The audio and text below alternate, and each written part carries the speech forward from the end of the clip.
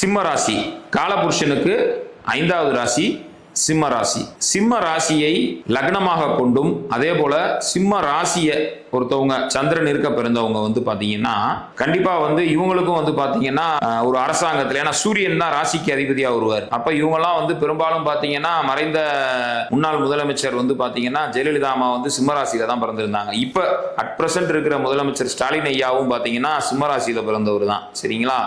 நம்ம cricket player வந்து தோனி வந்து பாத்தீங்கன்னா சிம்ம ராசிக்காரர் தான். சோ தலைமை பண்பு, அந்த தலைமை பொறுப்பு, ஒரு கேப்டன்ஷிப், சரிங்களா, அந்த கேப்டன் ஆஃப் த இதுன்னு சொல்லுவாங்க இல்லையா, தலைமை பொறுப்பு, இது வந்து சிம்மத்துக்கு கனகச்சிதமா பொருந்தும். சரிங்களா? ஒரு கூட்டத்துக்கு தலைவரா இருக்கிறது, ஒரு இயக்கத்துக்கு தலைவரா இருக்கிறது, சரிங்களா, ஒரு நாட்டுக்கு தலைவரா இருக்கிறது, இந்த மாதிரி இந்த அரசியல் தொடர்பு, இந்த மாதிரி விஷயங்கள்லாம் சிம்ம ராசிக்காரவங்களுக்கு கனகச்சிதமா பொருந்தும். அதே நேரத்தில் இந்த சினிமா துறையில இருக்கிறவங்களும் சிலர் சிம்ம ராசியில இருக்கிறவங்களா இருப்பாங்க.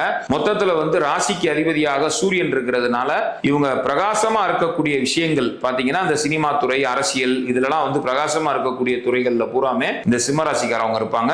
ரொம்ப ஃபேமஸான 5 ஸ்டார் ஹோட்டல்ஸ் ரன் பண்றவங்களும் இந்த ராசி லக்னத்துல பிறந்தவங்க இருப்பாங்க.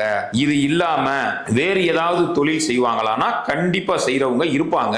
அவங்களுடைய சுய ஜாதகத்தை நம்ம பரிசீலனை பண்ணோம்னா தான் அவங்க என்ன தொழில் பண்றாங்க அக்யூரேட்டான்னு நம்ம சொல்ல முடியும். ஆனா சிம்ம ராசி லக்னத்தை கொண்டு பிறந்தவங்களுக்கு நான் சொன்ன இந்த துறையில இல்லாம இருக்க வாய்ப்பே கிடையாது. பொதுவான கருத்து இந்த மாதிரி துறைகள்ல தான் அவங்க இருப்பாங்க. சரிங்களா?